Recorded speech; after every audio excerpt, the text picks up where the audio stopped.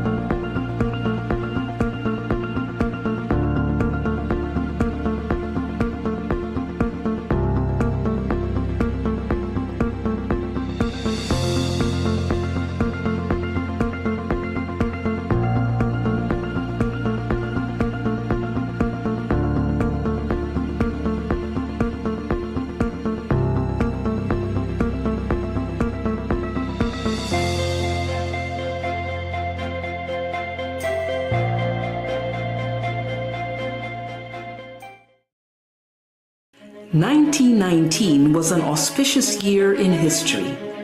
The First World War ended, ushering a drastic change in the world order.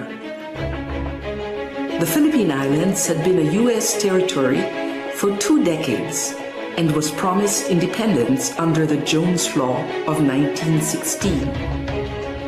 Progressive reformers saw the country and its people as a major target for modernization, and education was its main weapon. 7 forward-looking Filipinas came together in 1919 to create a school where young women could gain the knowledge and skills that would make them modern women. Paz Marquez Benitez was the first president of the Philippine Women's College. Jose Abad Santos was its first chairman of the Board of Trustees. Francisca Tirona Benitez was the second president, and with her husband Dean Conrado, guided the school from a house on A. Flores Street to its iconic Taft Avenue campus. In 1932, the college became a university, making PWU the first university for women in Asia founded by Asians.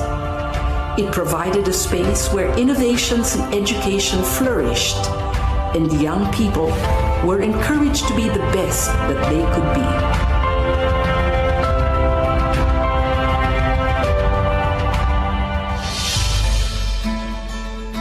For over 100 years, the Philippine Women's University has been known as a leader in quality education. In 1934, PWU moved into its main campus on Taft Avenue, and since the 1970s has been co-educational. Located in the heart of Metro Manila, it is easily accessible by public transport and surrounded by affordable housing. Today's PWU offers undergraduate and graduate courses in several fields of study. Its business and management programs are responsive to the needs of industry, using evolving technology for global competence. PWU graduates excel in arts and sciences, education, social work, and diplomacy. Its fine arts and music programs have produced outstanding graduates through a holistic education that treasures heritage as well as excellence.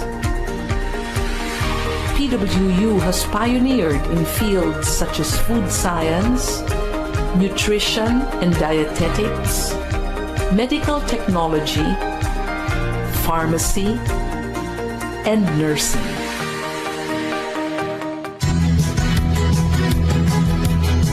PWU continues to play an essential role in producing graduates who possess the skills that make them competitive in the country and anywhere in the world.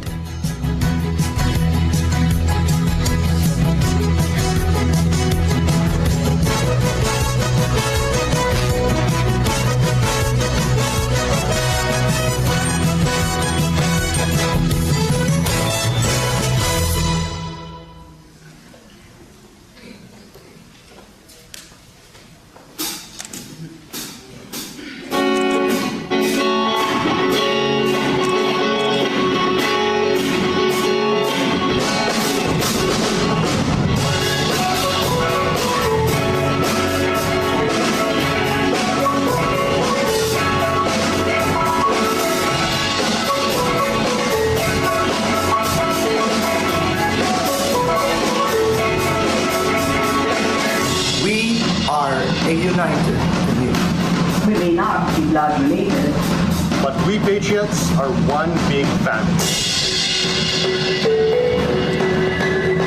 Being part of the PWU community strengthens us. Through the years, we support each other through good times and bad times. We Patriots always have each other's back.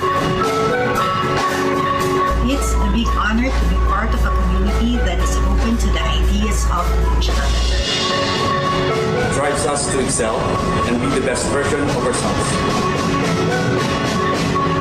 That's the standard of excellence that we Patriots strive for. I'm thankful that this community lets us be who we want to be. We thrive because we accept each other for who we are. And like a family, we treat each other equally. Actually, PWU gave us a home and helped us to be a patriot in society. We may have different individual drums and instruments, but we march to the same beat together as one united community. Do you want to march with our community of patriots?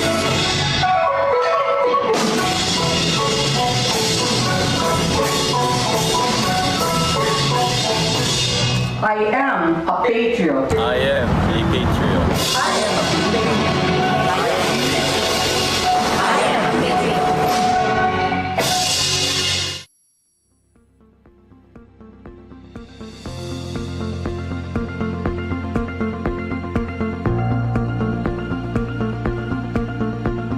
Good day, everyone. To all of our participants, speakers, and guests, Kindly make yourselves comfortable as we are about to begin our webinar in a few minutes. To start our webinar, let us bow down our heads and feel the presence of our Lord through the invocation, followed by the singing of the Philippine National Anthem.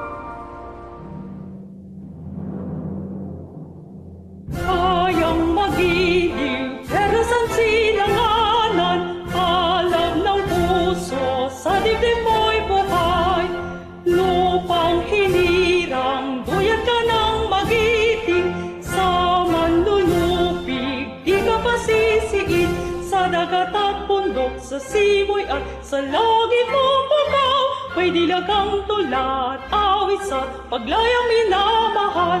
Ang kisap ng watawat mo'y tagumpay na nagdiligdig. Ang bituin at araw niya kailan pa may di magdidinig. Lupa ng araw ng at ipagsinta may langit sa piling mo. Aming ligaya dapat may mga ami ang mamatay ng dahil sa'yo.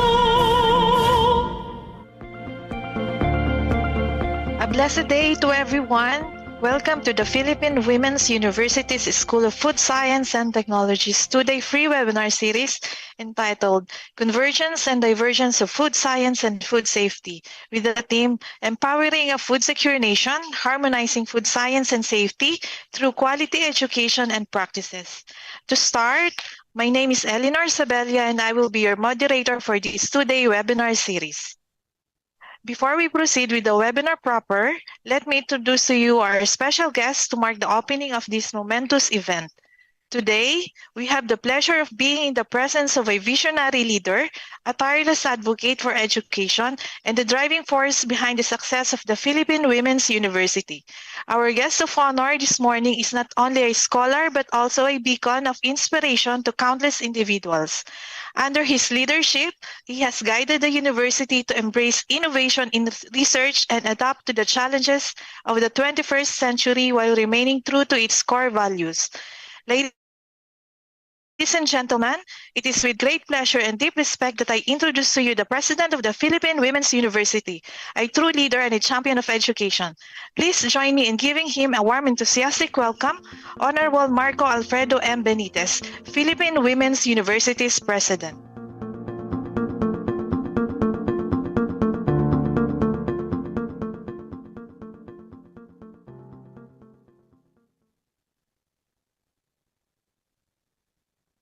To the organizers of this two-day webinar series, our graduate students from the School of Food Science and Technology, our hardworking faculty, students, guests watching on our social media platforms, ladies and gentlemen, good morning. I'm honored to extend a warm welcome to all of you who have gathered here today for this two-day School of Food Science and Technology webinar series, an event that explores the intersection of convergence and divergence of food science and food safety. The theme, Harmonizing Food Science and Food Safety through Quality Education and Practices, reflects our collective commitment to promoting health and wellness, sustainable government initiatives, innovative approaches to prevent food waste, and to ensure both food security and food safety for our nation.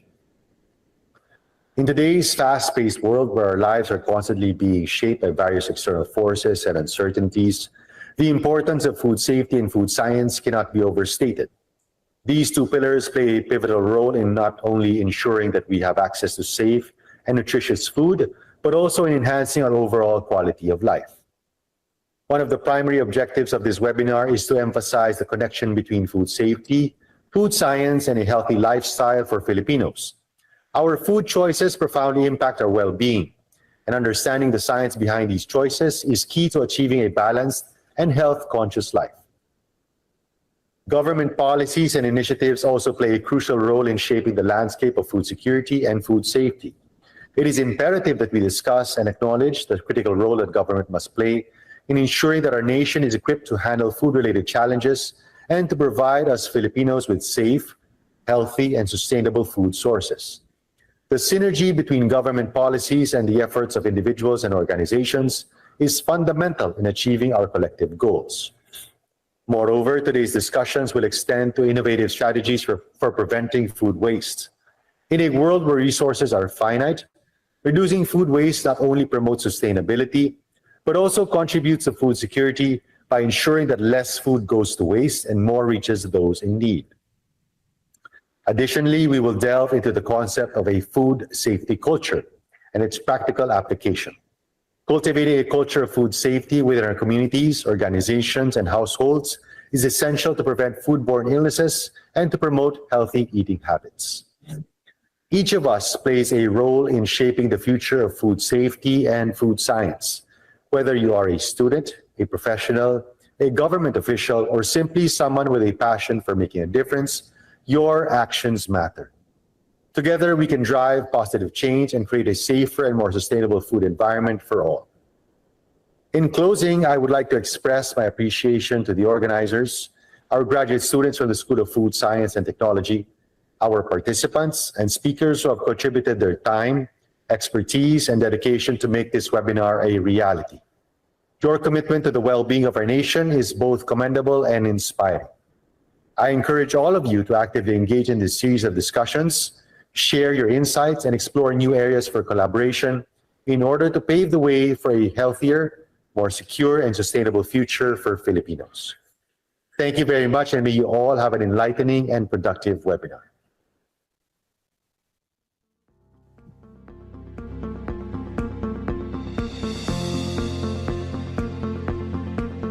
Thank you so much, President Benitez, for that warm remarks. Again, let us give our President a round of virtual applause for gracing us with his presence today. Before we start our webinar, I would like to inform our dear participants regarding our house rules to follow during our webinar proper. This seminar is being live streamed on Zoom, YouTube, and the PWU Facebook page. Reminders: for proper identification, kindly follow the proper name format, affiliation/full name. For example, ABC Corporation/Juan de la Cruz. Number 2, make sure your audio is muted to avoid unnecessary noise. Number 3, if you have questions or concerns, kindly write them down in the chat box. This will be answered by the speakers during the open forum session. Lastly, fill out the attendance and evaluation forms later for the issuance of the certificate of attendance. Attendance link is already posted on the chat boxes. Okay, so let us now start with our webinar proper. I hope everybody is as eager as we are and that each and every one of us will have a good understanding of all the topics, and may we be able to apply it to our daily living at home, at our school, or at work. So what is in store for our participants for this 2-day free webinar? Our participants are in for a well-packed 2-day webinar offering insightful perspective on the forthcoming developments, innovation, and opportunities in the field of food science, food safety, health, wellness, and beyond. Our speakers for the first session would be discussing on the 3S of health and wellness, where they will be explaining the world of microbiome. What is it really all about? For the second session, government initiatives to combat Filipino lifestyle diseases would be discussed. The speakers will share their expertise on giving information on current Philippine regulations to address our lifestyle diseases, awareness on what is trans fat, and other sugar substitutes for a healthier lifestyle. Not only this, but for session 3, the speakers will also discuss on how food science and food safety hand in hand will help us to attain food security and reduce, if not to prevent, food wastage and food loss. For the second day, we can look forward to a very exciting discussion on food safety culture. This will be beneficial to all our participants who are in food industry or eyeing the food industry as their chosen field. Having given the preview of our webinar, before we proceed with the lecture from our esteemed speakers, let us try to ask our participants on what are their expectations on this 2-day webinar through the Mentimeter. Good morning, Ma'am Nelly. I can see we have lots of participants for our webinar. Can we check with them what are their expectations for this 2-day webinar? Ma'am Nelly? Thank you, Ms. Ellie. Hi, everyone. We are so happy to see a counting number entering this seminar series. But first, let's have this quick activity to make sure that we're tailored the seminar to your interests. All you have to do is click on the link provided in the chat box or scan the QR code flashed on the screen, and let's go. Just keep coming, you guys, and have a moment to vote for the topic you're most excited about. So, let's start. What are your expectations for today? What are the learnings you are excited to catch from our speakers? Healthy foods for the gut microbiome. How can I help managing food waste? Food safety culture in the food manufacturing industry. Better knowledge on the government initiatives to combat lifestyle disease. Okay, we will start the countdown. Tap or drop your options based on the ranking of your interest. Then we will see which one is your most favorite topic.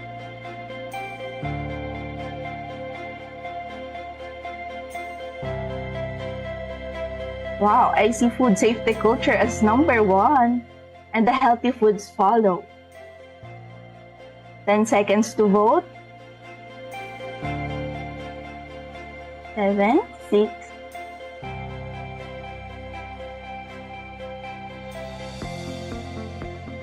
Alright, our voting is now closed. Our top scoring is the better knowledge on the government initiatives for lifestyle diseases and how can I help managing the food waste. Thank you all for your input. Your engagement is what makes this seminar truly special. Just as you are, we are thrilled and excited to spend this day with you. Get ready for an insightful journey. Back to you, Ma'am Ellie. What an interesting way to know our audience's expectations, Ma'am Nelly.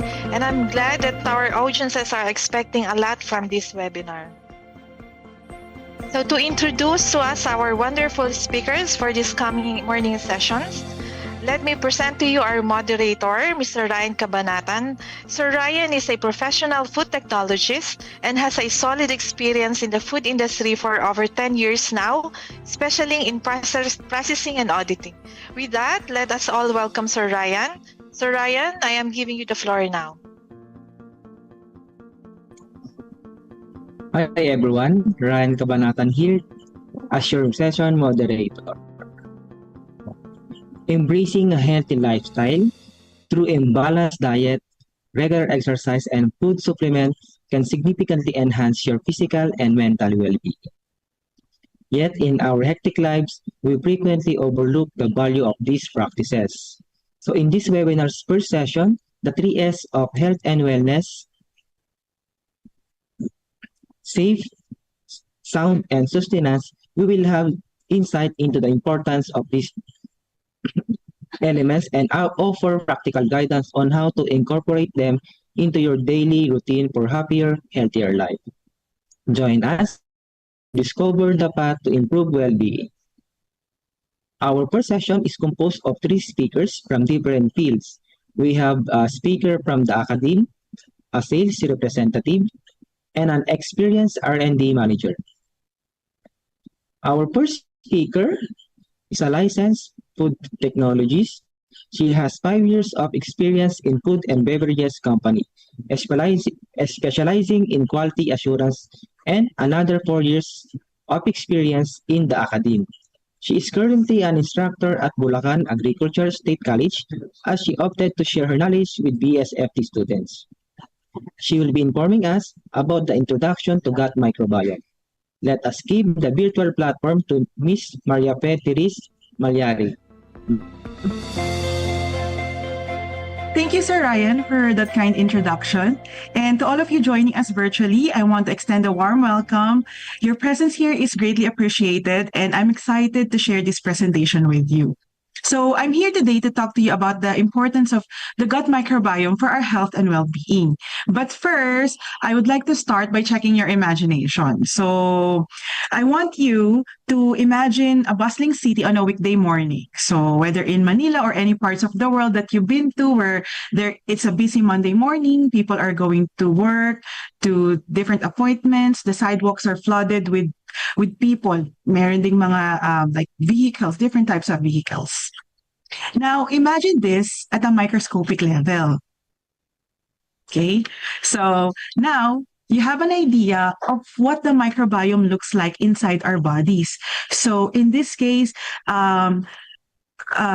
consisting of trillions of microorganisms, also called the microbiota or microbes, of thousands of different species. Okay, so and today we will talk about a particular community living in our body, which is the gut microbiome. In this presentation, we'll explore the gut microbiome, what it is, what it does, meaning the basics and its function, and why it matters for our health. We'll also learn gut microbiome and food science, so how the food we eat plays a big role in keeping our gut healthy.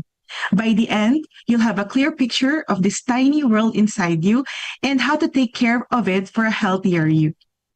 So first, let's start by what is a microbiome. So a microbiome is the community of microorganisms living together in a particular habitat.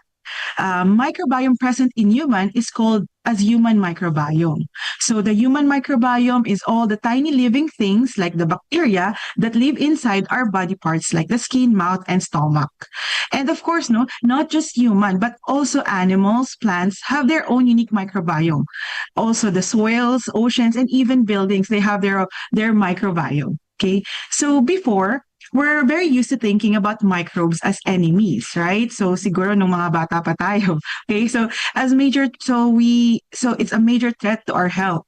But most microbes don't cause diseases and they actually help us live better.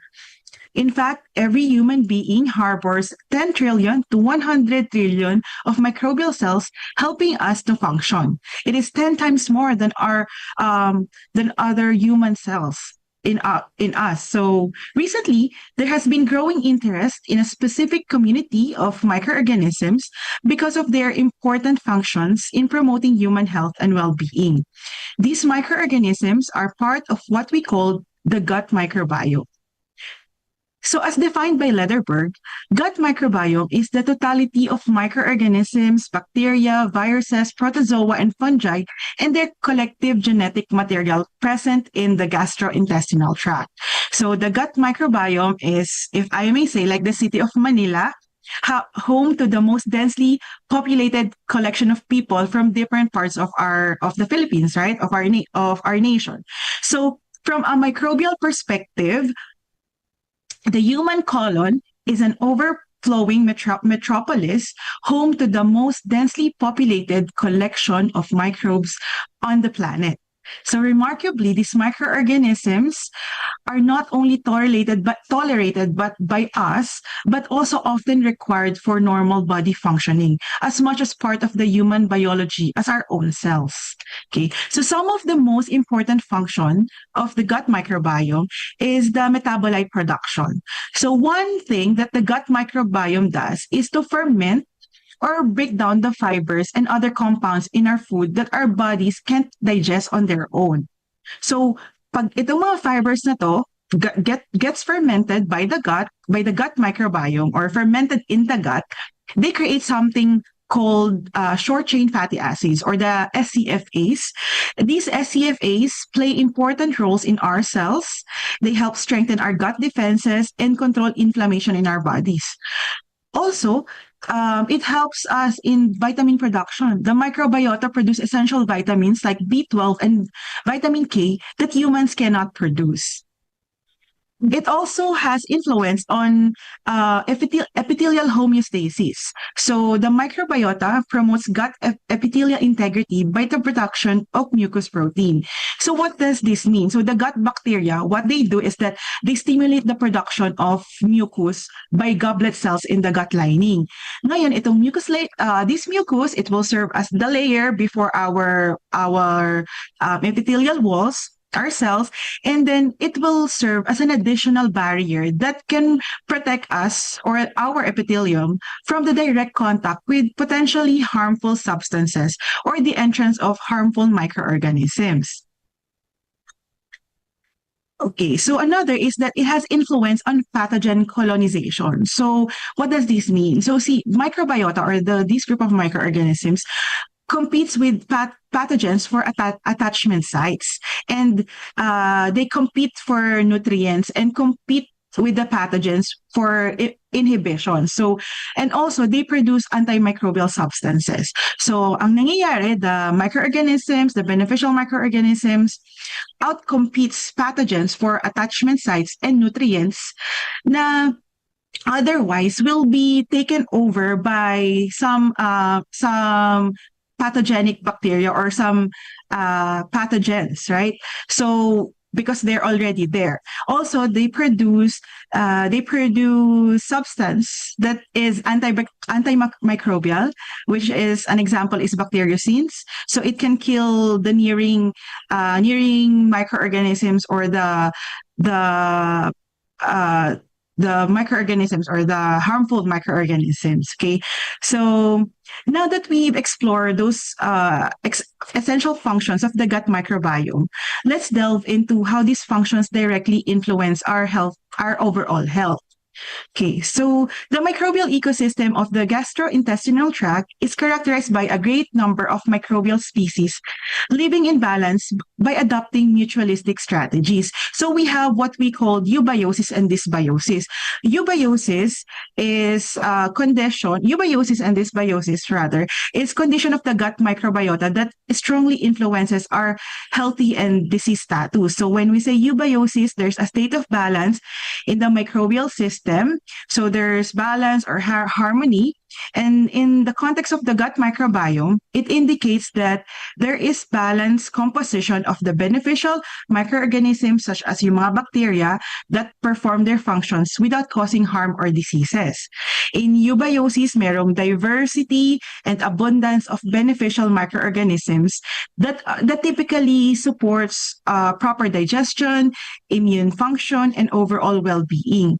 While in dysbiosis, wherein it refers to an imbalance or disruption in the microbial ecosystem in the gut, it occurs when there is an overgrowth of potentially harmful microorganisms or a reduction in the number and diversity of the beneficial microbes inside your gut. So any deviation from healthy gut microflora is named as gut dysbiosis, and it may lead to weight gain, obesity, diabetes, cancer. It also affects the gut brain and heart health. So how can we get dysbiosis? So of course, number one is poor diet. So a diet high in processed foods, sugars, and low in fiber can negatively impact the gut microbiome. And these dietary choices can favor the growth of harmful bacteria and reduce the presence of beneficial ones. Another that can cause gut dysbiosis is antibiotic use or improper antibiotic use, the stress and medications, your lack of exercise, and of course, other environmental factors. And another is age. So as we age, we see less and less diverse microorganisms present in the gut. So ano ba yung dapat nating kainin para mas support natin yung gut microbiome? So we will find out more about it in the succeeding presentations. So now let's go first on the impact on our well-being. So first, it's digestion. Like what I've said earlier, it helps break down food. So it helps break down food and so we can absorb nutrients better. You are healthy because you are getting the whole benefits of the food you take because you are absorbing the nutrients from the food by the help of your gut microbiota or the microorganisms in your gut. And another is that weight. It plays a role in metabolism and weight regulation. So this study conducted by Walker and Parkhill showed that germ-free mice that receive fecal microbes from obese humans gain more weight than mice that receive microbes from healthy weight humans. So this was conducted by, the study involved twins. So merong twin na obese twin and the other one is a lean twin. So that was the result. Another impact on our well-being is our mental health. So emerging research suggests a strong connection between the gut and the brain known as the gut-brain axis. The gut microbiome can influence your mood, your stress response, and cognitive function. And any imbalance in the gut microbiome has linked to conditions like anxiety, depression, and even some neurodegenerative. Okay, so healthy rats fed microbes with the guts of depressed people began showing signs of anxiety and depression-like behaviors. So it communicates it communicates with our brain. And another impact on our well-being is immune system regulation. So it interacts with the immune system, aiding in defense.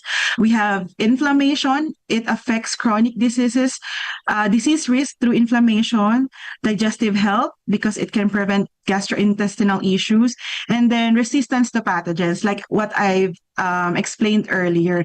It fights the harmful pathogens and infections for the sites in our gut. Okay. So, and of course, the vitamin production, because they synthesize essential vitamins that we cannot, okay. So now, how does food science contribute to our understanding and utilization of the gut microbiome significance? So according to study, these are the factors affecting gut microbiota composition. So the diet, the breastfeeding, geography, aging, diseases, drugs, birth mode, and exercises. Okay, so where does it lie? So it lies in the diet. Ayan. So the connection between the diet and gut health is profound and well established, and that the food we eat has a significant impact on the composition and function of the gut microbiome. Okay, so what are those key aspects? Ano ba yung mga key connection between diet and health? So first is the microbiota composition or microbiome composition. So each one of us, we have a unique microbiota like a fingerprint. So walang magkakamuka when you're born via whether it's vaginal or cesarean. So the fecal and vaginal microorganisms transmitted by your mother during vaginal delivery or delivery induce the start of your gut microbiota. So it takes around 3 years. So children's microbiota varies from the age of 0 to 3. So hindi pa din ganun ka-diverse. And then during adulthood, until we are fully grown, the gut microbiota varies, then stabilizes, and it's more diverse, becoming more diverse kasi we are exposed to different factors, right? And then as we age, it undergoes profound changes again that becomes slightly impoverished. So as we get older, the microbiota depletes progressively. Okay, so another key aspect is the dietary patterns. The overall dietary pattern matters. A diet that is consistently high in processed foods, added sugars, and unhealthy fats can promote the growth of less desirable microbes and lead to what we called earlier the dysbiosis or the gut dysbiosis. An imbalance in the gut microbiome are associated with various health issues. Okay, so another key aspect is the gut-brain axis. So diet can influence the gut-brain axis. So there's a communication between the gut and the brain. So paano yun? Pumupunta ba si microorganism sa brain nyo? Of course not. So what happens is that they communicate via signals. So the gut microbiota communicates with the brain through various signaling pathways. So the gut bacteria can produce molecules and metabolites, right? So those molecules and metabolites, they travel through the bloodstream and some of the nerves or the major nerve that connects to the gut and brain. So these molecules can influence brain function and behavior. So maybe another factor, maybe you're a person who likes to crave sweets or salty food or yung mga, the sweets, the carbohydrates. And now your microorganisms, because the microorganisms in your body, in your gut are those sweet-loving or carbohydrate-loving microorganisms. So they are sending signals to your brain for you to look for those kind of foods. That's why it's one of the factors why you're craving. Okay, so start changing your diet to achieve a state of balance, and not only will it make you happy, but also help you manage your weight. So those are the key aspects. So as I end in summary, the gut microbiome is a thriving community of microorganisms that profoundly impacts our health. And that diet serves as a key influencer shaping this microbial world in our gut. And by making mindful dietary choices, we can support a balanced gut microbiome, promoting not only digestive wellness, but also benefiting our immune system, mental health, and overall well-being. As the ancient wisdom goes, let food be thy medicine and medicine be thy food. So our short journey through the introduction to the gut microbiome and its connection to a balanced and sound diet really underscores this timeless truth about this statement by Hippocrates. It reminds us that the food we choose to nourish ourselves can indeed be our medicine and our safeguard, reflecting the profound relationship between our dietary choices and our lasting well-being. So in the succeeding presentations, for this webinar's session 1, you will find out more on the foods we should take for a healthy gut and food supplements that we can take to enhance this microbial world we have inside us. So thank you for listening. And if you want to learn more, here are some of the references you can look and read into. You can take screenshots.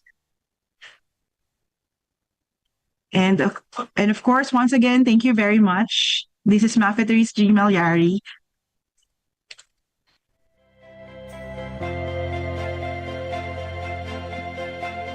Okay, so such an interesting topic, Ma'am Therese. We now have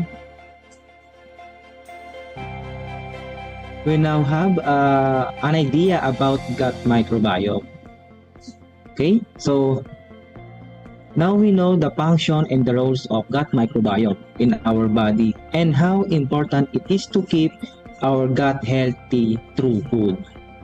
Okay?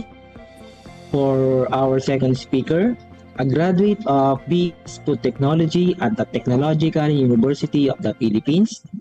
She is one of the passers of first ever licensure examination for professional food technologies last August 2023. She has 4 years of experience in food industry, combined as production supervisor, research and development specialist, and currently a retail sales associate in La Filipina Oigongco Group of Companies, Philippine Farmers Milling Corporation. To teach us more about the 3S of health and wellness, let's hear it from our second speaker. What you got there, Ma'am Nelly? Good morning, everyone. Today, our minds are tickled with the fact that millions or trillions of microorganisms are affecting our health, wellness, or mood, the diseases we may develop, and the entirety of our being. In this discussion, we will learn how to somehow manipulate those microorganisms through our diet, our food selection, and the way we prepare our foods. But before that, let's play this little game called 4 Picks, 1 Word. So comment down your answers, and the first to guess or send the right answer will be the winner. So, for our first set of pictures, this can be referred as a grain used for food, such as wheat, oats, or corn. This term is also similar or familiar as a breakfast food. The answer is cereal. Next question. These are live microorganisms that are intended to have health benefits when consumed. They can be found in yogurt and other fermented foods, dietary supplements, and beauty products. The answer is probiotic, correct. Next set of pictures, it is a state of food where a chemical process occurs by which molecules such as glucose are broken down anaerobically. It is a product of preservation method to extend the shelf life and nutritional value of food. The answer is fermented. So thank you guys for your participation. Later in our discussion, we will again encounter these terms and how they are related to the study for the food for the gut. So the food we eat influences the health of gut microbiota. Diet directly influences the homeostasis and biological processes in the gut. It is something that we can manipulate or modify through our food selection. While diet can induce a shift in the gut microbiota, these changes appear to be transient and do not persist for more than a few days. So even after extensive diet changes, our microbiota remains unique, suggesting that there are other factors that shape our gut health. But according to Liming et al., it states that long-term dietary patterns and habitual intake shape each individual stable microbiota profile. So, what to include in my diet? First is the carbohydrates. As we know, carbohydrates provide energy for the body. So it can be categorized into digestible and indigestible substrates. So digestible carbohydrates such as glucose, fructose, and galactose, or the simple sugars, are enzymatically degraded in the small intestine and rapidly released as glucose in our bloodstream, leading to the spiking of our blood sugar. However, indigestible substrate, or also known as dietary fibers, they are resistant to digestion in the small intestine and reach the large intestine, where they undergo fermentation by the resident microorganisms. So So, dietary fibers can be insoluble or soluble fiber, both of which play an important role in promoting gut health but functions differently. They are distinguished by their solubility in water. So insoluble fiber does not dissolve in water and adds bulk to the stool, making it easy to pass through the digestive system, which help prevent constipation by promoting regular bowel movement. Soluble fiber is digested and form a gel-like structure or substance in the digestive tract, which is then becomes a fuel for friendly bacteria in the gut. So, who are these soluble fibers that help in the gut? They are called prebiotics. So, prebiotics, from the word itself, pre, meaning before or for, and bio, meaning life. So, as described by Gibson and Robert Freud, prebiotics are a specific type of soluble fiber that selectively stimulates the growth and or activity of beneficial bacteria in the colon. So compared to the other soluble fibers, prebiotic have a more direct impact on probiotic bacteria. It can be noted that all prebiotic are fiber, but not all fibers are prebiotic. So the sources of prebiotics are the inulin, fructooligosaccharides, certain types of resistant starch, some fibers in fruits and vegetables. So, what are the specific foods available in the Philippine market that are rich in prebiotic?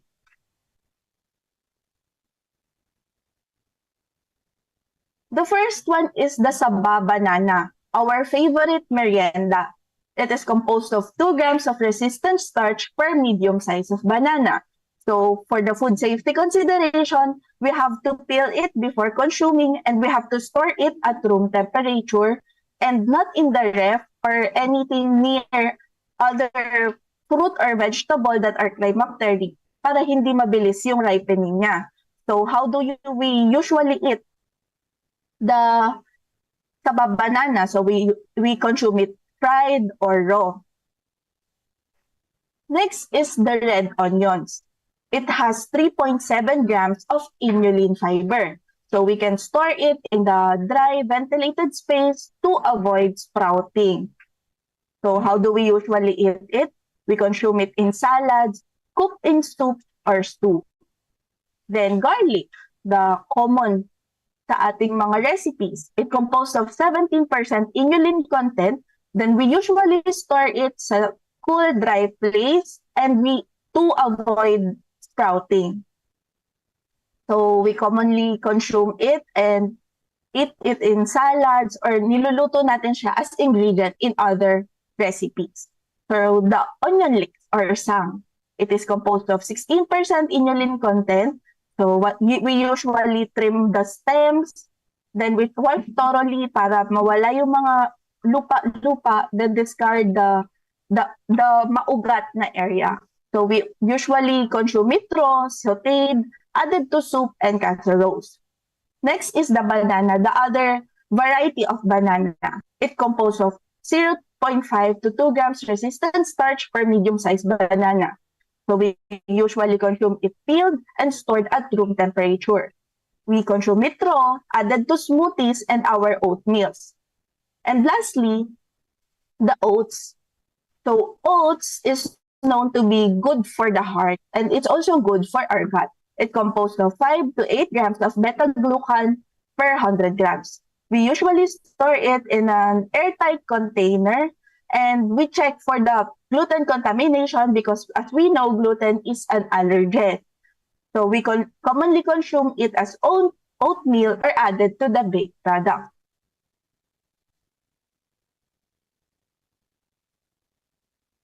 So in this slide, we will see the other foods rich in prebiotic. If there are things that are good, there are also things that are bad or habits that are bad for our gut health. So listed in the screen are the following prebiotic pillars. So to explain the few, consuming prebiotics with tea. Both caffeinated and aerated drinks can be acidic, which might disrupt the balance of gut bacteria in some individuals, especially those with sensitive stomach. The overuse of prescription antibiotics. So antibiotics cannot distinguish if it kills the bad or good bacteria. That's why we have to only consume the prescribed antibiotics in the days prescribed by the doctors so we can maintain a good gut balance. So next, the sugar. High sugar intake can feed harmful bacteria in the gut, potentially offsetting the benefits of prebiotics.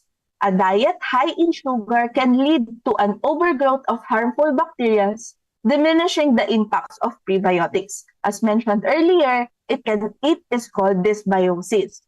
So others are the emotional stress. Chronic stress can negatively affect gut health and the balance of bacteria. So stress management is essential for maintaining a healthy gut microbiota.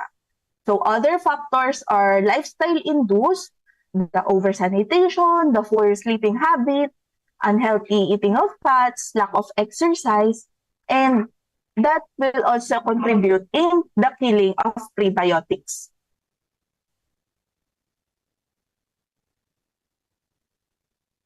So fermented food. So fermentation is a process in which the sugars are broken down by yeast or bacteria. So as we know, fermented foods or the most common microorganisms used in fermentation are Saccharomyces cerevisiae or the yeast, the Lactobacillus species, and Streptococcus species, the lactic acid bacteria, and the Acetobacter aceti for the acetic acid bacteria. So when we eat fermented foods, we get the live bacteria in them, making them a great source of probiotics. So every day, as mentioned earlier, we swallow disease-causing bacteria, and a supplication of good bacteria from fermented foods helps in decreasing the likelihood of bad bacteria survival due to lowering the pH in the gut. So for food safety consideration, first is maintain proper temperature. So ideal temperature for fermented foods is for fermentation is 18 to 22 degrees Celsius. And we have to maintain in this temperature to keep the good bacteria alive. So next is reach less than 4.6 pH to prevent microbial growth. So since bacteria are generally neutrophiles or those who grow best at neutral pH, maintaining an acidic environment during fermentation will ensure a minimal risk for the growth of unnecessary microorganisms. Next is the proper salt level. So salt plays a crucial role in the fermentation process since it acts as preservative to inhibit harmful bacteria. It also slows down fermentation, allowing for a gradual transformation of the raw ingredients into fermented foods. So in the next slide, we will see some of the examples of the fermented foods around the world. We can see the kimchi, our favorite ingredient in samgyeopsal, the fermented pechay bagyo. Yeah. The kimchi, the miso, our favorite ingredient in soups, the kefir, kombucha, our favorite fermented drink, atsara, the Pinoy na fermented food. What else? The gochujang, our sausawan sa samgyeopsal, the sourdough, the Worcestershire sauce, and the yogurt.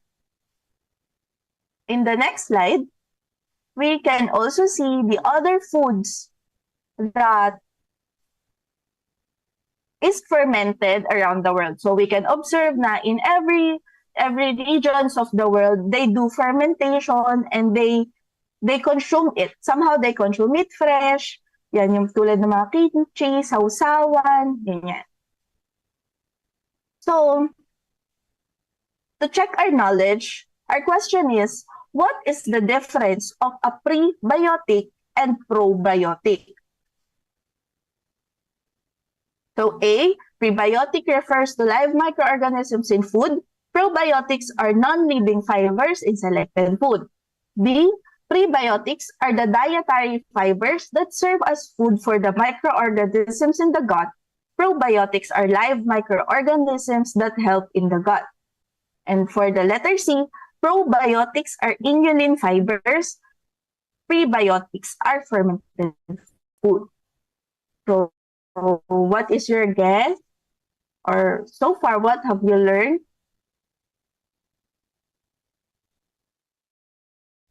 Next slide. So the difference is letter B. Prebiotics are dietary fiber that serves as food for the microorganisms in the gut, while probiotics are live microorganisms in the gut. So, to summarize this discussion, we introduce the prebiotics and the probiotics. So prebiotics, they are non-living, non-digestible, soluble fiber, while the probiotics are live microorganisms. Prebiotics serves as food for friendly bacteria within the gut, and the probiotics are the healthy bacteria in the gut. So prebiotics are also naturally occurring in certain foods, while probiotics, kinukulture pa natin siya for the food to contain it. So, to keep your food safe, we have to ensure, number one is the cleanliness. So, in terms of sanitation, we have to strictly maintain sanitation procedure in food processing areas or our kitchen, the equipment we use, the utensils, and the surfaces to avoid cross-contamination. So, in terms of hygiene, us being the food handler, we have to be obedient in ensuring that we are clean before touching any food or food contact materials. We have to wash our hands. Our nails shall be short. We should not wear any loose items when we cook, and many more. For the refrigeration, for proper storage, we have to label the containers so we can monitor the age and storage requirement of the products we store. So, ayan, we store properly to prevent contamination and maintain the product of the freshness of the product rather. Then the refrigeration, as we have discussed earlier, this preserves the probiotics. So kapag masyadong mainit yung tinaguan natin, namamatay yung mga live microorganisms. So cook at the right temperature. We have to remember that certain bacteria grows at certain temperature, and the most critical is between 4 to 60 degrees Celsius. So we have to keep the cold food cold and the hot food hot. Next is labeling and rotation. We have to label the homemade fermented foods with the date of preparation to keep track of the freshness. Next is to strictly follow the FIFO, or the first in, first out. Practice FIFO, rotation in your refrigeration, to use the oldest probiotic foods first and prevent spoilage.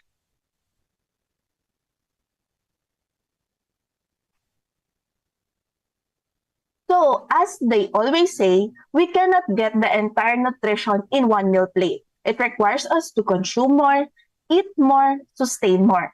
But in our recent times, different dietary supplements are helping us in aiding and adding probiotics in our gut health. So that would be all for my presentation. Thank you very much. Again, this is Janelli Espalafox, your professional food technology.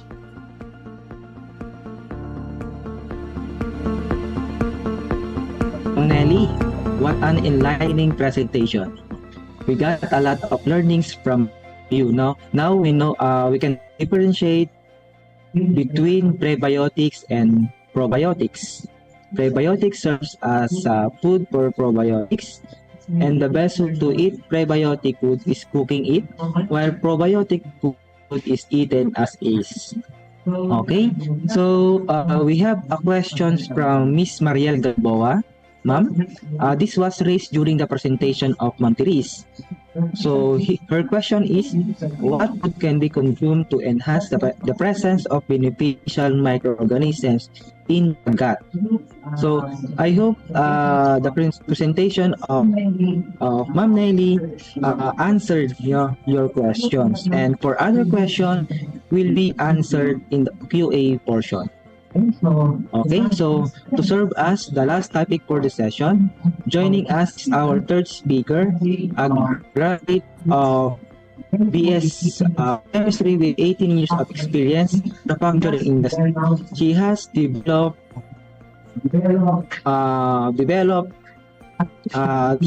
various different products, helped strategic planning, and spearheaded both local and international accreditation. Currently, she has handles different functions such as HANAL team leader, document controller, pollution control officer, and R&D manager at a primary food manufacturing corporation. She is very excited to give us information about food supplement to enhance gut microbiome. Let us give the table to Miss Emeline Salvadora. Ma'am?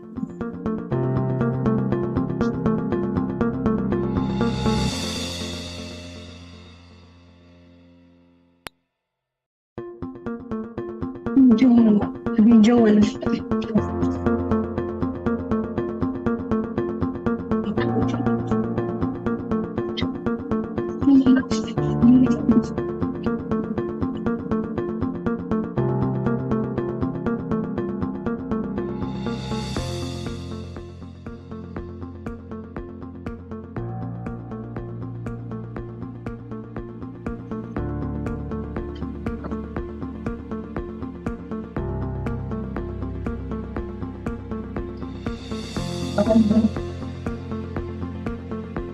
To our FB Live, gorgeous and handsome viewers, good morning. Before I start, I just want to ask our participants, who among you are taking food supplements? You can raise your hands. I can see a few participants raising their hands. Thank you for your participation. Sometimes we are taking food supplements to support our nutrient needs. Then add me to your list. Sometimes, due to our busy schedules, maintaining or keeping a healthy diet is essential for our good health. That's why I see to it that I take my food supplements daily as my daily routine. Then after my discussion, I hope I can encourage you to take your supplement. And in connection to what I'm saying, I will be presenting to you the food supplements to enhance the gut microbiome.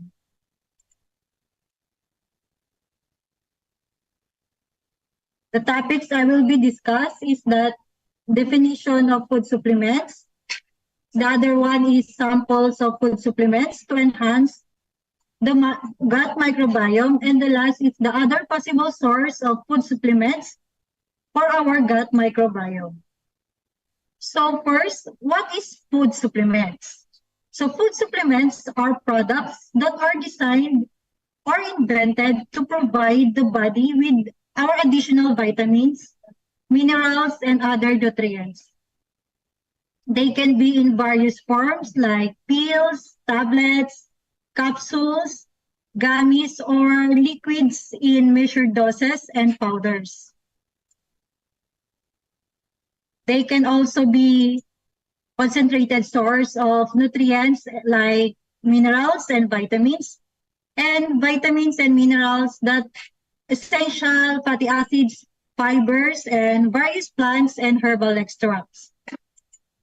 Also, in terms of dietary supplements, industry in 2022 survey, Asia Pacific has the highest with about 34.91%, and adults dominated the market with a revenue share of 46%.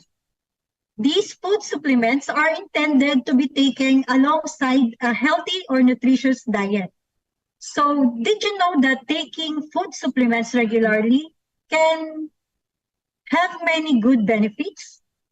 Take a look. Here are some of the benefits.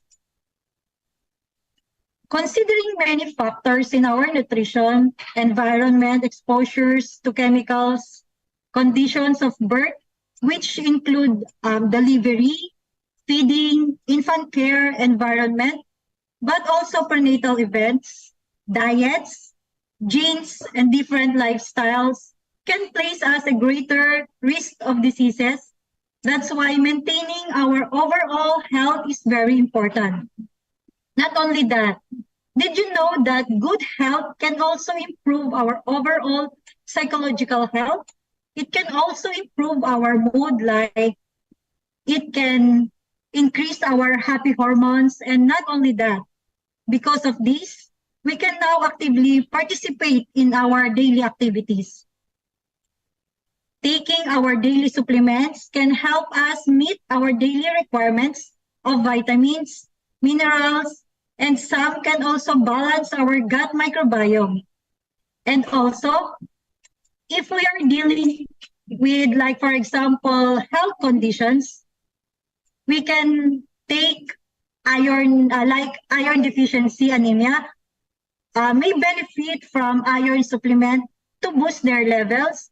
Or similarly, those with joint problems may find taking glucosamine as supplement to help alleviate their symptoms.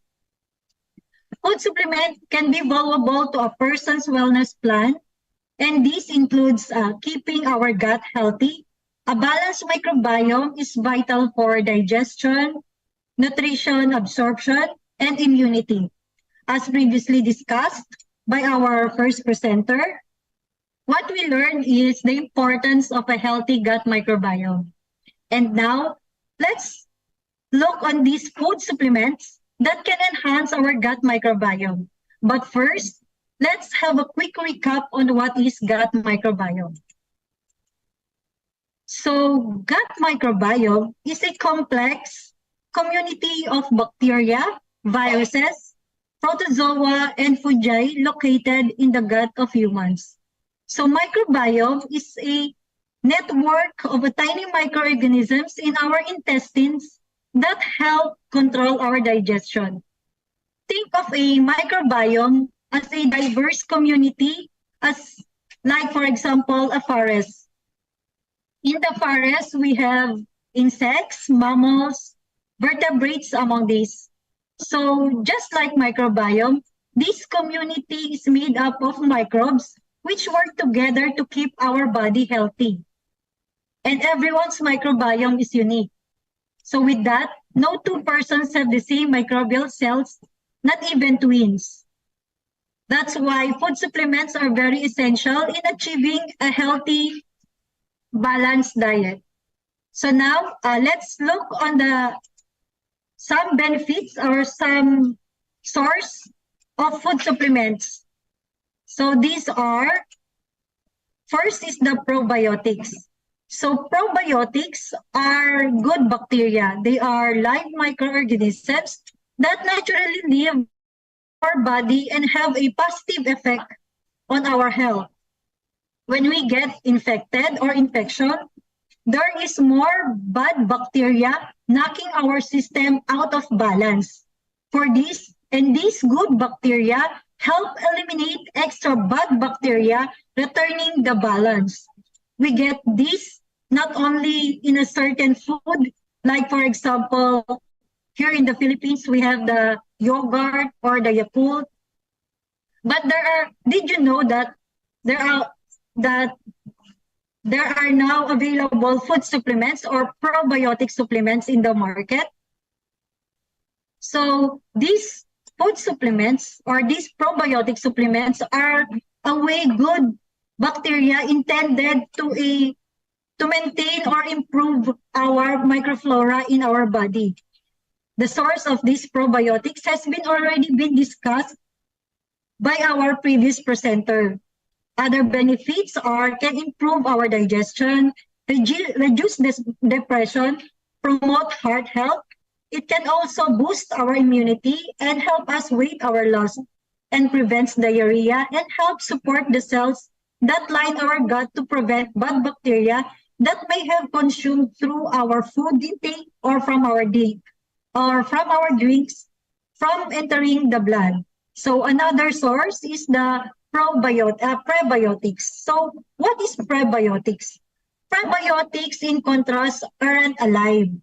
They are dietary fiber that humans can't digest.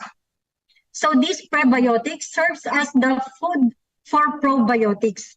They act as they are also available in the supermarket nowadays as food supplements. And the source of these high fiber and plant-based food has already been discussed by our previous presenter. So now we can also benefit from these prebiotics. These benefits can improve digestion and metabolism and help regulate bowel improvement, can improve calcium absorption and increase bone density. It can also regulate blood sugar and insulin resistance and stimulate the production of hormones and aid in appetite suppression and can lower our inflammation in the body. So the next is the postbiotic. So postbiotics are supplements, are also a health-promoting microbial metabolites, the byproduct of pre- and probiotics. These postbiotics includes food or prebiotic and probiotic-rich foods that will naturally promote postbiotic production. It also the byproduct of the fermentation process carried by the probiotics in our intestine. So these are basically the waste of probiotics. The food source of these, as discussed by our previous presenter, and some of these benefits can help us lower our blood sugar and prevent obesity, and also supports our probiotics, and also serves as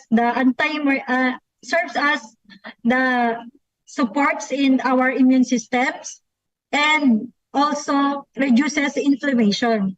So probiotics and postbiotics work together to exhibit beneficial effects on this human health. So with a closer observation, it is noted to a direct interaction between the good bacteria and the intestinal lining, but rather to the metabolic products released by probiotics. One of the main functions of probiotics and postbiotics is to populate the gut with an ecosystem that favors the growth of good bacteria, thus not allowing the population of infectious bacteria. So these postbiotics, when administered or when we drink from it, we may protect against inflammation caused by some infections, including some bacteria like the foods or the probiotics that are microorganisms themselves. And postbiotics are the results of probiotics consuming that food. So postbiotics, while being sort of probiotic waste, are what may be exerting many health effects on humans. So aside from these three major food supplements for our gut microbiome, there are possible sources of food supplements to enhance our gut microbiome. One of these is vitamin A. So what is vitamin A? Vitamin A is a fat-soluble vitamin found naturally in many foods, as is added in some foods such as our milk and cereals.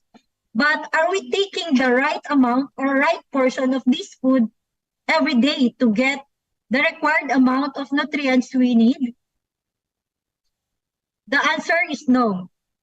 That's why vitamin A supplements is preferred by many individuals, especially to maintain our gut. So some of these benefits can reduce diarrhea, increase microbial diversity, and changes in our intestinal mucosa. So what is intestinal mucosa? Intestinal mucosa comprises the inner lining of the intestinal tract, also referred as the intestinal barrier. Other function is that they can maintain the normal barrier of our intestines. So next is the vitamin D. Vitamin D also is referred to as calciferol. So it is a fat-soluble vitamin that is naturally present in our food, added to others, and available as supplements. So vitamin D supplementation modifies the gut airway microbiota in patients with cystic fibrosis. And this cystic fibrosis is caused by a defective gene that makes the body produce abnormally thick and sticky fluid. So this sticky fluid is called the mucus. So the buildup of this mucus results in the life-threatening lung infections and serious digestion problems. So the other benefits of vitamin D is to modulate the microbiome of the upper gastrointestinal tract, regulate intestinal barrier integrity, and control innate and adaptive immunity in the gut. It can also exert anti-inflammatory and immune modulating effects. Next is the vitamin E. So what is vitamin E?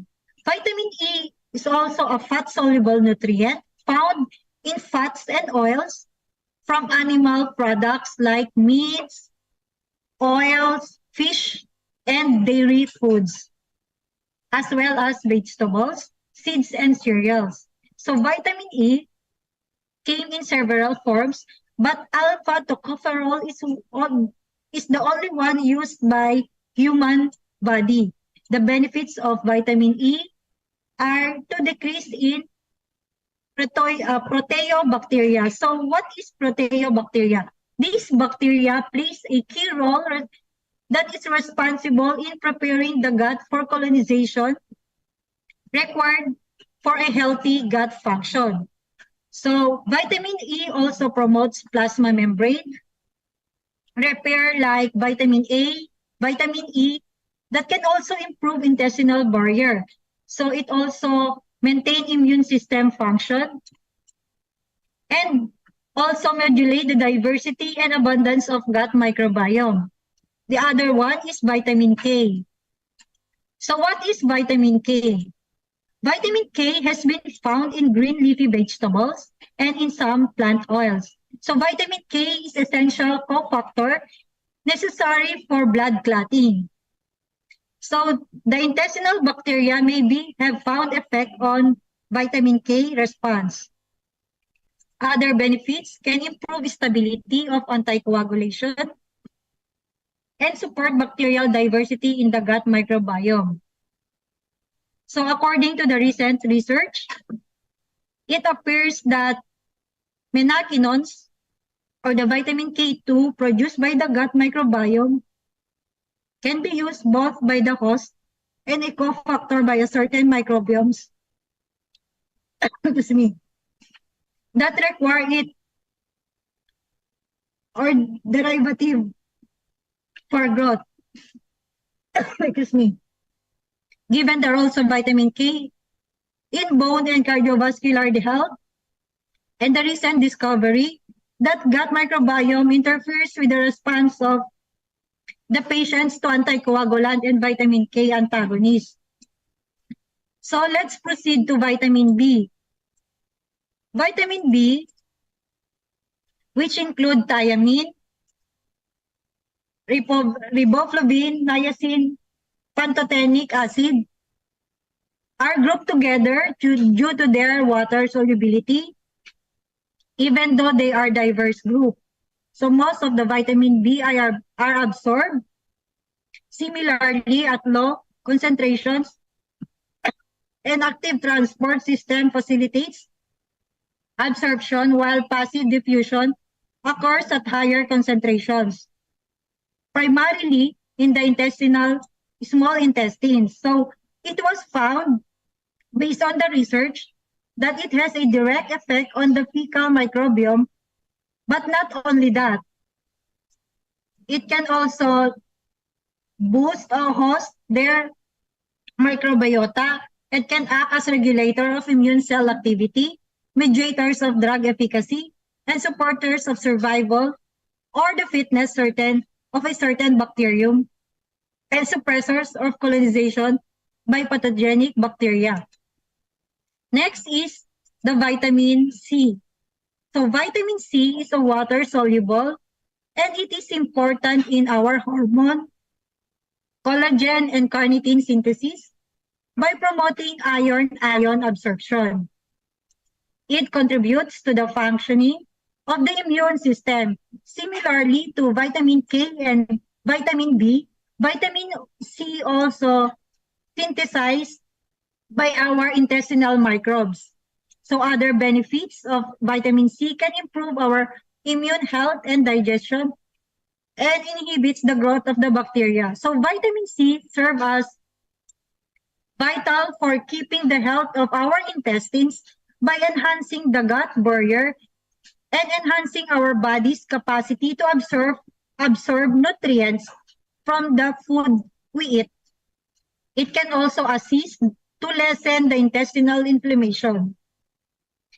So, better digestion and a healthier gut microbiota have been linked to vitamin C's ability to balance out the good and the bad bacteria in our gut.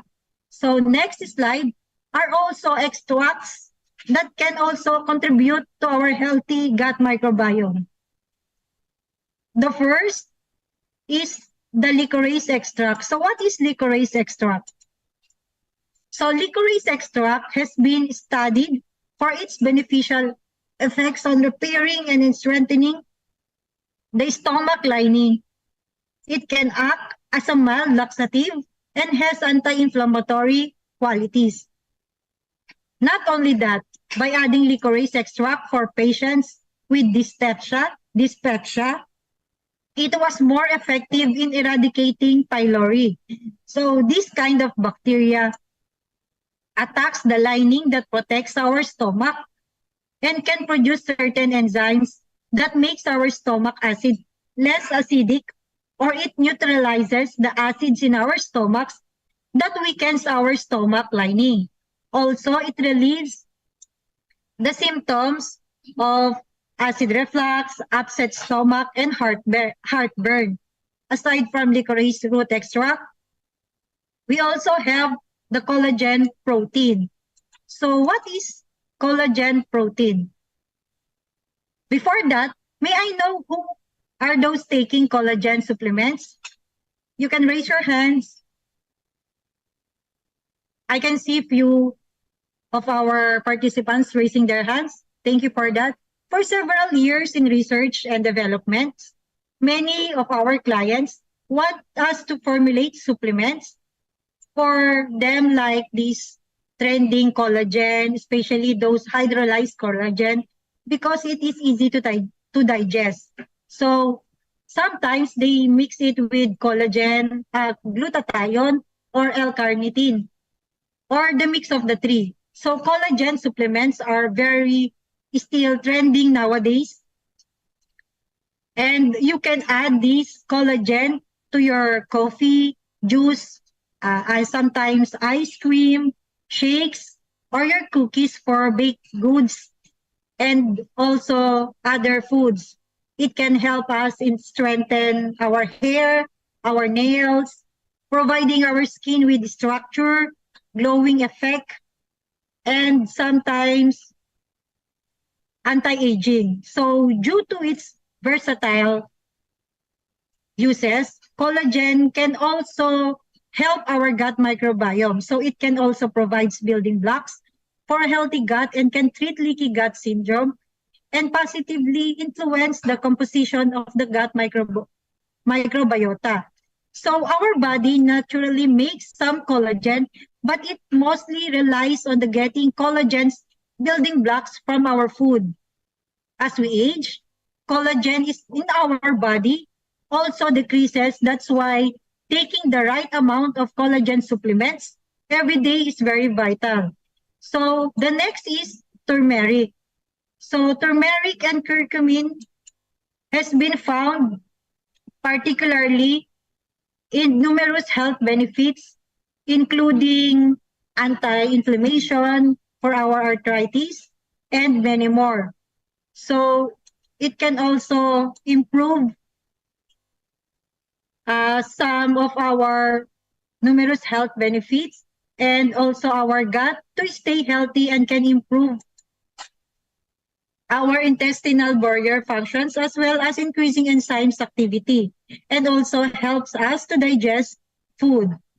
So this turmeric is particularly found in numerous health benefits. So another one is the ginger extract. So ginger extract is also, it has the ability to manage obesity and also, example, could promote gut health. So by helping modulate our gut microbiota composition. So both ginger and chamomile work to calm the digestive system and lower inflammation. So chamomile can aid in stress reduction and relaxation, which help enhance digestion. So it can also help ease diarrhea. And additional advantage of ginger include its antibacterial function, which helps shield our gut from harmful microbes and food deterioration that can cause food poisoning.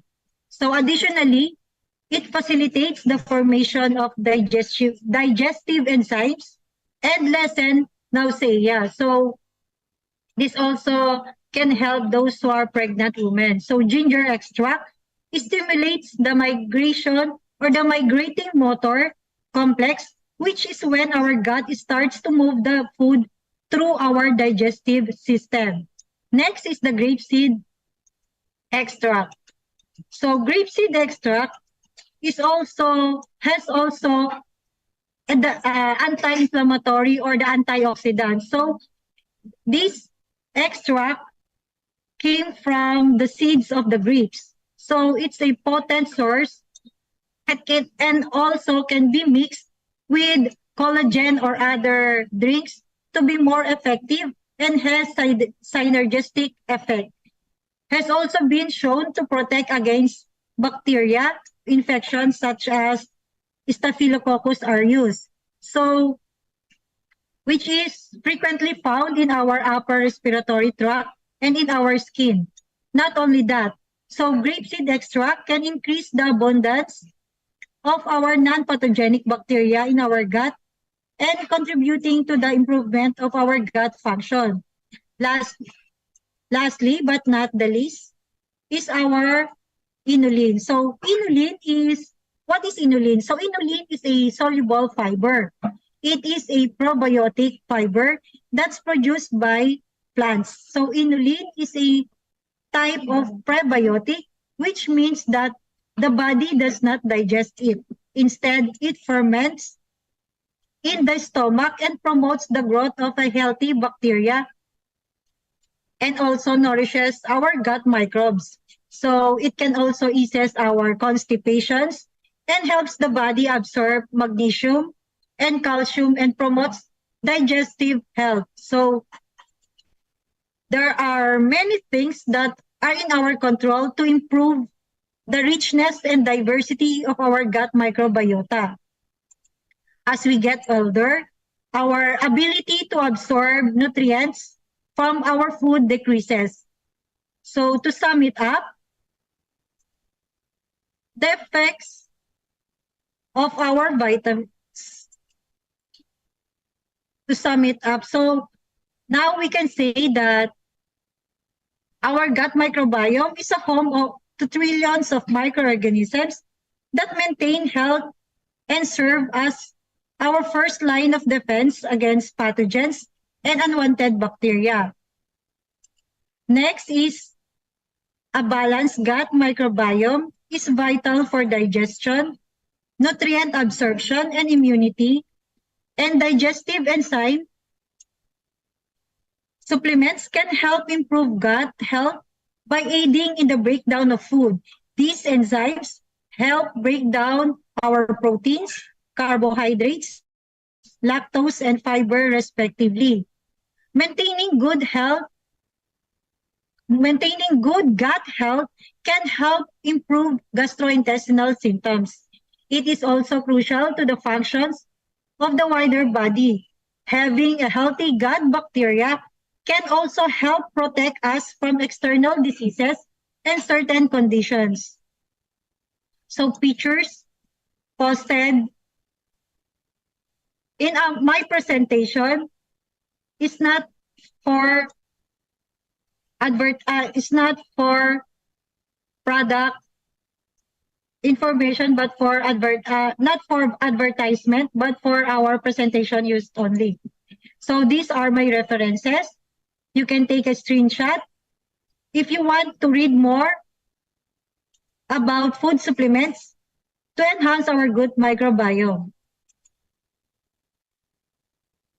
Again, thank you for the time you have spent in listening with my discussion. I hope you can have learned a lot from my topic,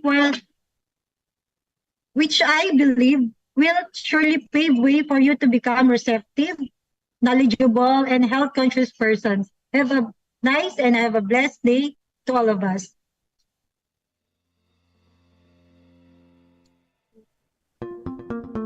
Okay, so, and that's completes our morning session.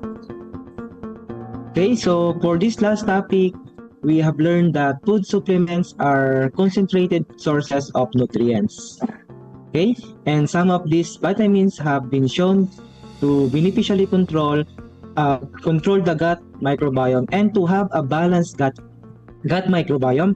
It is important to give our gut the right fuel by taking the right food supplement and maintaining a healthy lifestyle. Okay, so everyone, please put your hands together for our first three speakers. Miss Maria Petris J. Malyari, Miss Jonelli S. Palafox, and Miss Emeline Salvadora. Okay, so I am sure that our listeners gained a lot of knowledge from all of you. We shall now proceed to the question and answer portion of our webinar. For the Zoom participants, just type your question in the chat box. For the YouTube and FB Live viewers, please type your question in the comment section. Okay, so while waiting for the question of our participants, let me check the number of our viewers. Okay, so for our Zoom participants, we have 25 participants. For YouTube, we have 150, and also for FB Live viewers, we have the same number. Okay, so we hope you continue to support us until the last session of this webinar. Okay, so for the question and answer portion, I will be starting off with a question from our Zoom participants.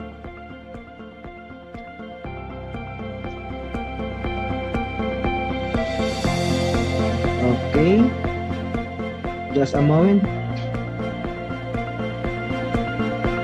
Okay, I will check the FB viewers for if we have a question. Okay, here. Ano po ang difference between the terms microbiome and microbiota? This question is to Ma'am Teres. Ma'am Teres, ano po ang difference between the terms microbiome and microbiota? Okay, so microbiome and microbiota, actually they are used interchangeably sometimes, pero yes, they have difference. Simple lang po, in simple answer, when we say microbiota, it's more on the what is, so the composition, ano ba yung mga microorganisms or bacteria na yun.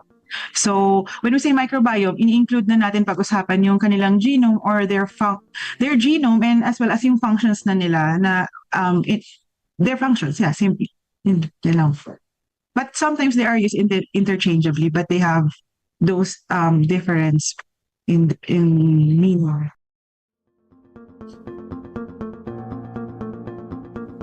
Thank you, Ma'am Therese. Again, you have also another question. Okay, so are there any specific medicinal condition or diseases that are closely linked to the imbalance in the gut microbiome? And how can we address them?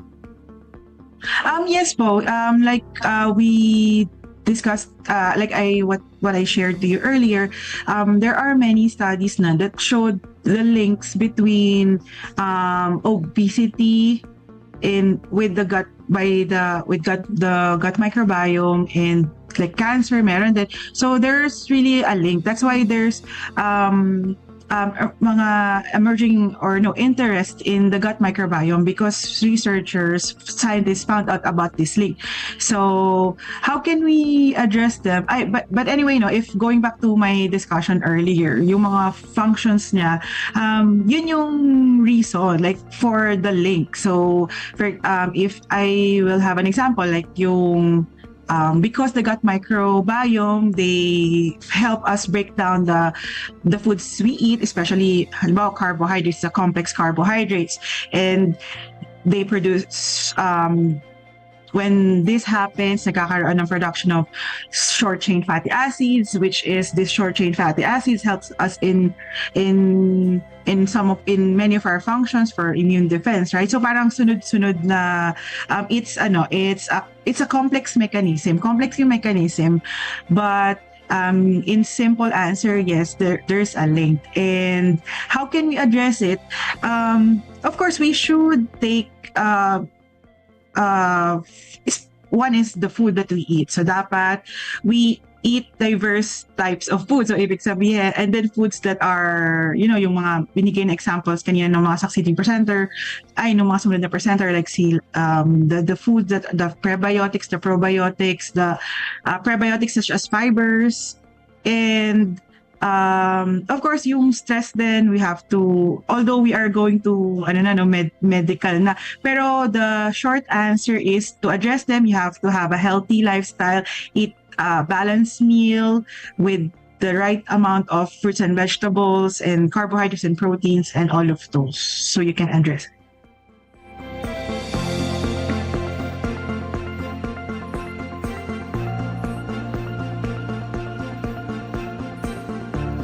Okay, thank you, Ma'am Therese. We have a question from our FP viewers, from Miss Jen Galang. This question will be answered by Miss Nelly. Okay, so it is possible to consume too much probiotics, ma'am? Good morning po. Yes, it is possible to consume too much prebiotic. However, too much is always bawal, as we know that. Excessive intake of probiotic may lead or can lead to gastrointestinal discomforts. Katulad po nung na-mention natin kanina na there are soluble and insoluble fiber. And insoluble fiber, ayun yung tumutulong sa atin for a good bowel movement. And kapag too much yung consumption nun, magkakaroon din naman po ng irritation on our side. Next po, if we take too much probiotics, it may add risk for the immunocompromised individual. So if your immune system is already weakened, tapos hindi pa po normal or too much yung kinokonsume mong probiotics, then magkakaroon din po ng risk. Then it would also interfere with your treatment. Kunyari, umiinom ka pala ng gamot for high potassium. Tapos, kumain ka ng madaming saging dahil sabi natin mataas po yung prebiotic and it helps the probiotic. Nag-i-interfere yung too much consumption natin ng food sa treatments natin. Ayun po.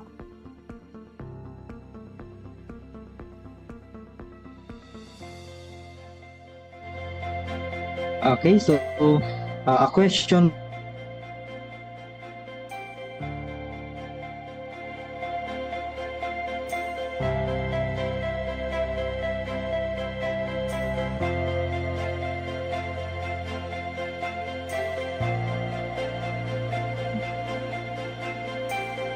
Okay, so just connection. From question from our YouTube participants. From Miss Jomi Di Makali. This question will address by Miss Emily. It is recommended to take food supplement without doctor's prescription. Ma'am Emily? Hi, ma'am. Good morning. So, consuming food supplements with no approved therapeutic use can be safe for many people when used as directed and in moderation. However, it is essential to exercise caution and consult with healthcare professional before adding any supplements to our diet. So especially if we have that underlying conditions or health conditions or are taking medications. So while some supplements may offer potential benefits, others can have adverse effects or interact with our medications. So a healthcare provider can provide us or can give us personalized guidance based on our specific health needs and circumstances. So I hope I answered your questions, ma'am. Thank you.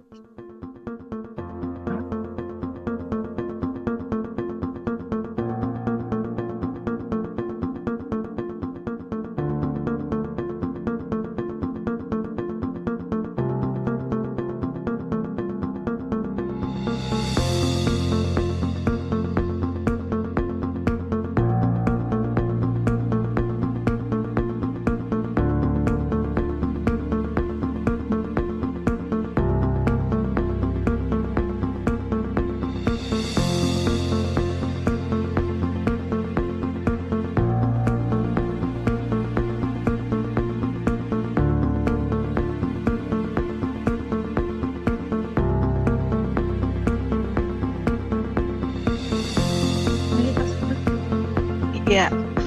Okay, we're having a bit of technical problem. So, to continue, Ma'am Emily, there was a question.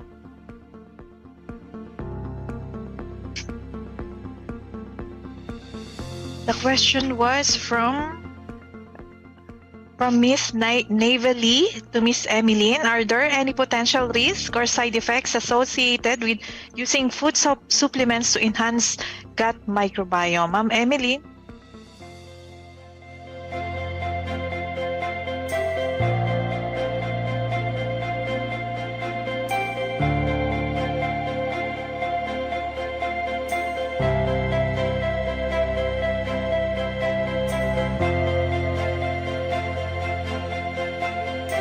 Hi, ma'am. Good morning. So, yes, there are potential risks associated with taking food supplements, including the one is the adverse effects. So, some supplements can cause side effects such as digestive issues, allergic reactions, or interactions with some of our medications. So, other one, number two is overdosing. So, excessive intake of certain vitamins and minerals or supplements can be harmful. For example, an overdose of vitamin D or iron can lead to serious health problems. So, another thing is there is an interaction with medication. So, supplements can interact with prescription or over-the-counter medications, reducing their effectiveness or causing adverse reactions. Then another one is lack of regulation. So food supplements are not as tightly regulated as medications. So the quality and the purity of supplements can vary. So contaminated or adulterated products may pose health risk. Another thing is misleading claims. So some supplements may exaggerated or false health claims, so leading consumers to believe they provide benefits that aren't scientifically proven. So thank you, ma'am, for your questions.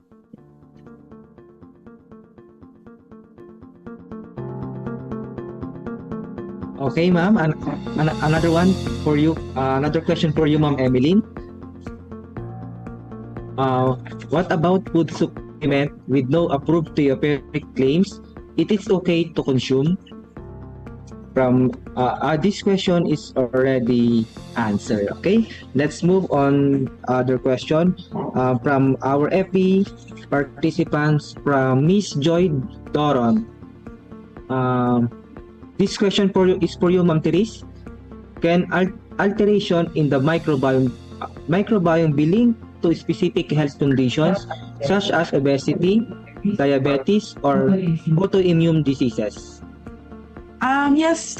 Again, yes. Like we've discussed earlier, the composition of your gut microbiome, whatever it is, it affects those things na tinanong po ng ating viewer. So, if the question is yung term na alterations, yes. So if you have more of the beneficial microorganisms, if you have these microorganisms that help us function in our daily lives, like for example in the breaking down of the complex carbohydrates that we eat, of course, it will you will absorb more of the nutrients on the food that we take. So, but if there is dysbiosis or the gut dysbiosis, merong imbalance of the ecosystem more on the mga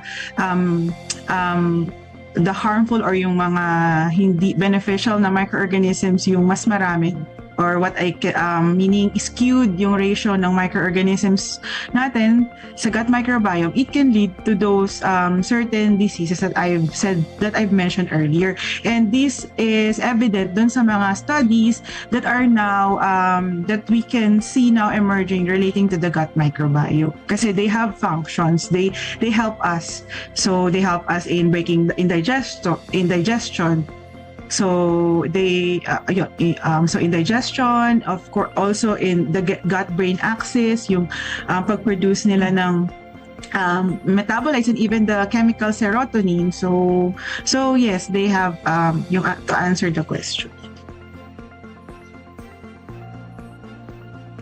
Okay, ma'am. Thank you again. Another question from Miss Joy Duron. This question will be answered by Miss Nelly. In what ways does the gut microbiome influence the digestion and absorption of nutrients from the food we consume? Ma'am Nelly? So, the gut microbiome aids in digestion and nutrient absorption by breaking down the complex carbohydrates and proteins that we consume. It also helps in fermenting the fibers into beneficial compounds and synthesizing the vitamins, enhancing mineral absorption sa gut natin, metabolizing plant compounds, maintaining gut barrier function, and regulating appetite and metabolism. So a balanced gut microbiota is essential for optimal nutrient absorption and utilization. Okay, thank you, Ma'am Nelly. Is there any question pa po to answer by our speakers?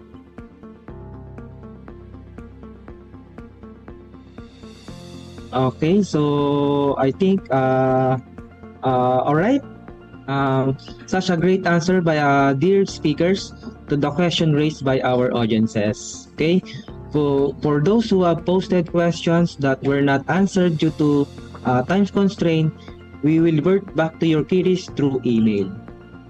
Again, for our participants in this webinar, please be reminded to fill up the evaluation form that will be sent later in our chat boxes from Facebook and YouTube Live. Take note that only participants who successfully complete these evaluation forms will be given an e-certificate after the end of our session. And this form should be completed now by 2 p.m. Please do not forget to evaluate us for further improvement of our webinars.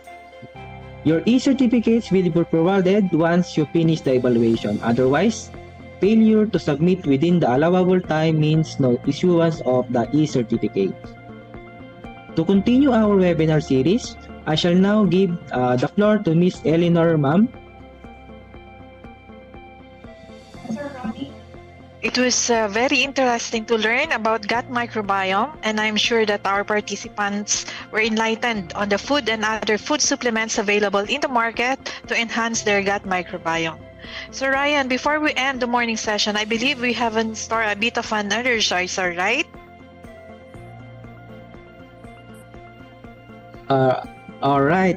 Yes, Ma'am Ellie. No, I am very excited to share our stored fun game where we will give Gcash to the winners. Okay, so who knows about the Kahoot, guys? So this is a simple game only. No, to join this game, please grab an extra cell phone or any device that has an internet connection, and kindly click the link in the comment section or scan the QR code and enter your nickname. And the top 3 winners will get a special award from us. Okay, are you excited? But please note that this game can only accommodate 100 participants. So, unahan na lang. Okay? So, this game is to assess your learnings from this session 1, and you will be given 30 seconds to answer each question by choosing the right answer. Remember po, this is a game of speed and accuracy. Okay, so winners must send the screenshot of the podium winner along with their full name and Gcash number to my Facebook Messenger account, Ryan Cabanatan. Okay, let me check how many entered the game. Okay, so we have 27 participants entered the game. So let us wait for more additional participants. So the top 1 will receive 300 pesos. The top 2 will receive 200 pesos. And the top 3 will get 100 pesos. Okay, so let me repeat, no? The top 1 will receive 300 pesos. Top 2 will get. Okay, so now let's start again the game, Ma'am Ellie. Our first question is true or false. True or false? Gut bacteria can influence your body weight and metabolism. True or false? Gut bacteria can influence your body weight and metabolism. Blue, true, or red, false? Okay, the right answer is true. Okay. For our first question, our leading scorer is Clar, followed by Sam and Jagor. Okay, let's move on to the second question.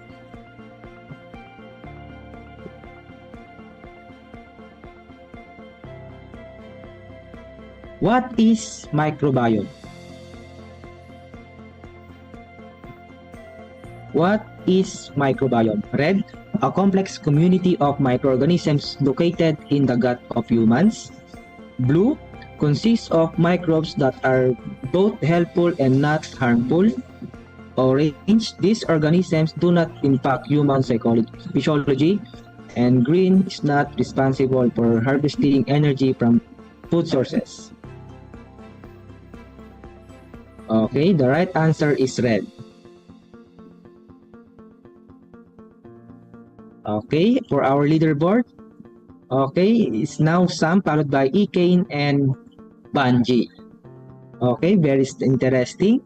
Let's go for the third question. Again, this question is true or false. True or false? All bacteria in the gut microbiome are harmful and should be eliminated for good health. True or false? All bacteria in the gut microbiome are harmful and should be eliminated for good health. Blue, true. Red, false.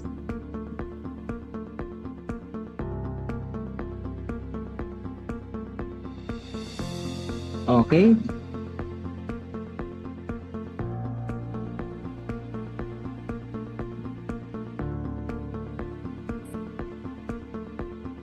Okay, so for our score leader, still Sam, followed by Dane. Okay, so for next question, please.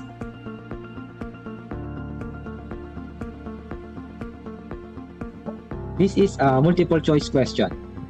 Which gas produced by gut bacteria during digestion can lead to flatulence or gas? Which gas produced by gut bacteria during digestion can lead to flatulence or gas? Oxygen, carbon dioxide, methane, or hydrogen?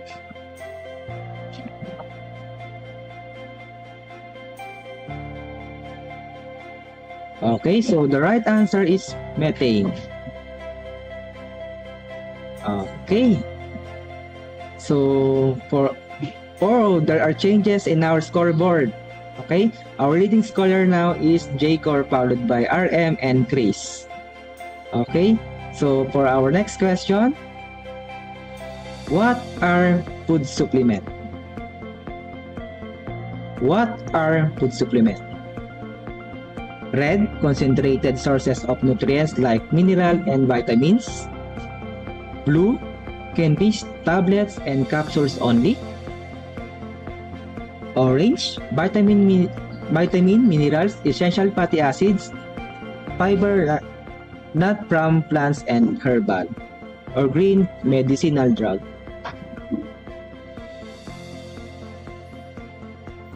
Okay, so the right answer is red. Okay, again, our leaderboard is still okay. RM, no, iba na. Okay, let's go for 6th question.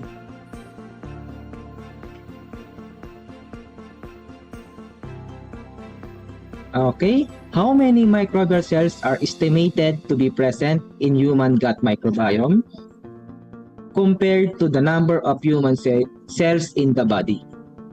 How many microbial cells are estimated to be present in the human gut microbiome compared to the number of human cells in the body? So, okay.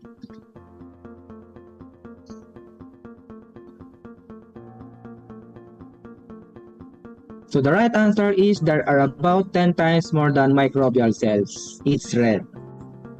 Okay. Let's see. Okay, so still our top scorer is RM, followed by Dean and Louis. Okay, for the 7th question. Okay, so vitamin E decreases this kind of bacteria in our gut. What is this? Vitamin E decreases this kind of bacteria in our gut. What is this? Red, Proteobacteria. Blue, Helicobacter pylori. Orange, yeast. Or green, Bifidobacterium.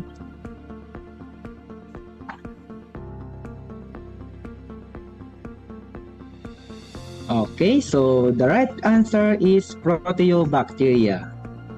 Okay, let's see the leaderboard if there are changes. Okay, there it is, no? It's Dean, no, our new top scorer. Okay, let's move on the 8th question. No.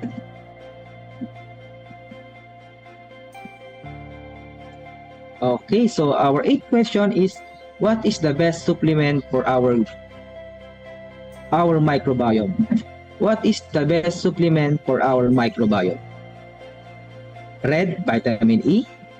Blue, probiotics and prebiotics. Orange, vitamin B and C. And green, turmeric and ginger.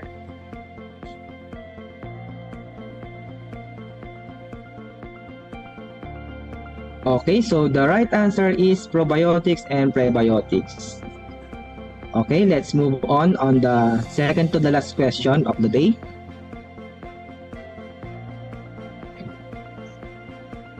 Okay, still Dean is still our top scorer. Give one importance of food supplement.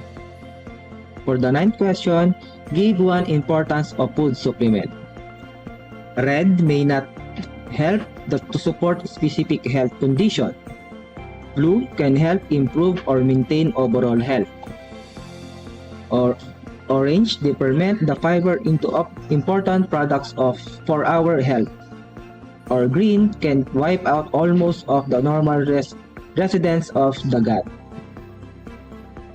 Okay, so the right answer is color blue. No, can help improve or maintain overall health. Okay, for our last question. Okay, and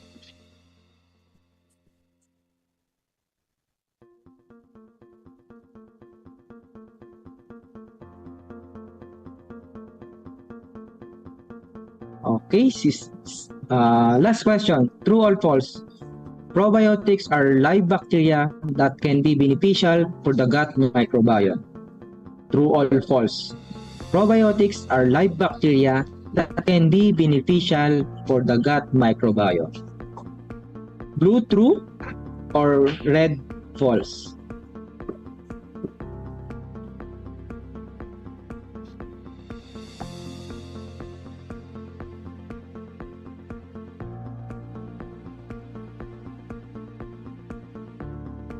Alright, so the right answer is true. Color blue. Okay, so let's see who is our top scorer.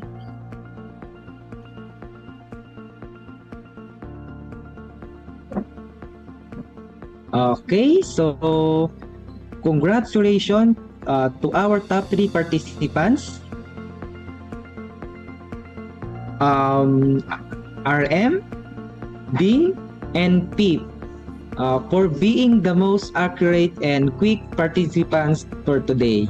Okay, for all winners, please screenshot the winner podium and send it to my FB Messenger account, Ryan Cabanatan, together with your full name and GCash number.